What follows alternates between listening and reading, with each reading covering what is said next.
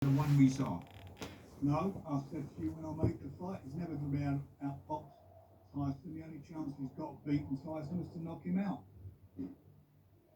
I mean, certainly, the counter argument to that is that people turned up in massive numbers, so the appetite to see Fury fight is there regardless. But in terms of in terms of what it was, in terms of a boxing spectacle, Frank, many are arguing still this morning it was nothing if not predictable, and the very nature of it, Chisora standing there just getting walloped every which way. I mean, the headline in page 54 of the Times this morning, battering of a bloody human punch bag will never be a sport. Is that not right? I hear that. I read Rick Raw before that. You know, what makes me laugh though, everybody was quite happy though to see Chisora go in. And we're talking of him fighting Wilder in the last couple of months, or fighting Joshua or White. You know, he's ranked number 10. I went through all this with you previously in the rankings. It was the highest available contender we could get to fight him. I never thought he could be, but then again, I don't think anybody can beat Tyson. You know, he did take a shellacking. There's no doubt about that. But that's down to his corner and the referee. They're in there. If they felt he wasn't able, they should have pulled him out. I think you say, you know, you didn't hear many people complain when the fight was made and it was going to be Chisora, etc. Sure, but the one everybody wanted was AJ against Fury, and you guys couldn't get it on. No, we could get it on. They didn't want it, Jim. We're just going over old ground here, and you've been told this a million times. I don't know why you keep bringing it up. The fact of the matter is quite simple. Is AJ and his own people, Frank Smith said, after we'd had, 5-6 weeks of negotiations, they couldn't get it on anyway. They said that after we wasted 6 weeks. So please don't say we couldn't do it. They didn't want it. Well, and he was offered 40%. He's right. Hang on, he was offered 40% of the takings. He was offered joint promotion, everything he wanted, and it didn't happen. So don't blame me or anyone on our side. No, he's right. Frank is right.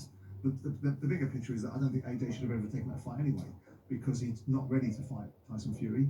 Tyson Fury only wants to fight AJ at this moment in time because Anthony Joshua's coming off the back of 2 defeats. So I think if I was in the Joshua camp, I'd probably steer clear until I had a couple of wins under my belt.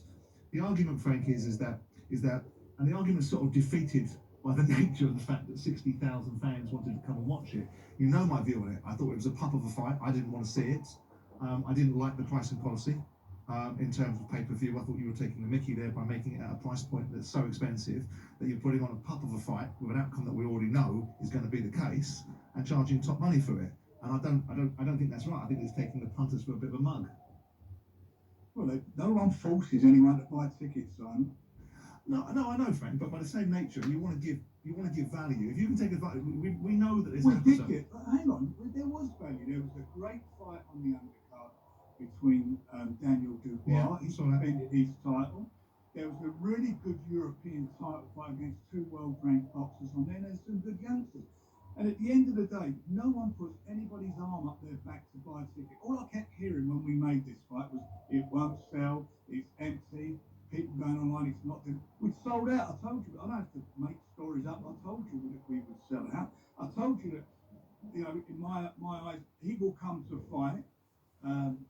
Yeah, I mean, people are making an analogy that. Listen, I don't think anyone beats Tyson. But you only got to go back a couple of fights, and he was in the fight which everybody's raving and wants to see now with Usyk. Derek was in that fight. He only lost it by 2 rounds. No, I grant you, Frank. I mean, I'm looking at some of the messages coming in, Simon. There's one in front of you. There's Stevie B. Fury and Frank, I'm afraid, here took the gullible public as mugs. It was one of the worst fights in a long time with only one outcome, and that Chisora's trainer should have pulled him out. Maybe that's the case. Frank is right that no one forces them to buy anything. No one forces them to do anything. All what you're saying was said when we announced the fight. End of story. So no, we're not going out selling something that in general the press were against. Yourselves were against it. We didn't go out and force anyone to buy a ticket. They bought tickets because they wanted to go there. There was no booing after the fight. No one. They stayed actually right until the very end to hear all what was going on between Usyk and also with Joe Joyce. Nobody complained about anything. Well, We certainly- bought a ticket. Certainly, there's a big appetite for that, and Fury and Usyk engaged ringside afterwards, and that entertained us. I'm going to write you off. I already done one Ukrainian Klitschko dinner, and I'll do you as well, Gappy Teeth. You ugly little man. You ugly little man. Let's get it on. I mean, Frank, I want to go back to the point we made, and look, no one's Go on, mate. giving you a kick in here, but you know my views on the fight, and the fight was what it was. The point is that people will go and watch Tyson Fury at this moment in time and lick a stamp. Like, there'll come a point where that if you don't put him into fights that are credible, that will drip away. And Hang on, I've got to say that. Right, let's go and look at Tyson's record. He's fought 3 times. He's fought the biggest punching heavyweight in the world. He fought his mandatory defence against Dillian White, which everyone was saying Dillian White should be getting the 40% of the gate and so forth. He didn't look like he didn't deserve 40% of the gate based off of his performance. So don't nobody tell me he's had an easy journey. no one said that. No one's saying that. He went to America to fight Wilder. He went to Germany to fight Klitschko. He's never backed down from anybody. No one's not. So come on, Mr. Frank Warren, top promoter. Is Fury Usyk on? Well, not till it's signed, but we want to make it. It would have been on in December had he not been injured. And his management said last week to the press, we were there and had agreed to fight, but he wasn't going to be ready until late February, March. He completely what had happened, and then we moved on, as we well know, with all the nonsense with AJ. And at the end of the day, I had to get my man out before he fought Usyk, because otherwise he had not had a fight. So what are we talking about then, Frank? Are you looking at March for Fury against Usyk in London or where? Well, we'll go where the money is. Where? The Middle East? Well, where the money is. Depends. Look, Where the money is. there's 4 titles on the line, Jim.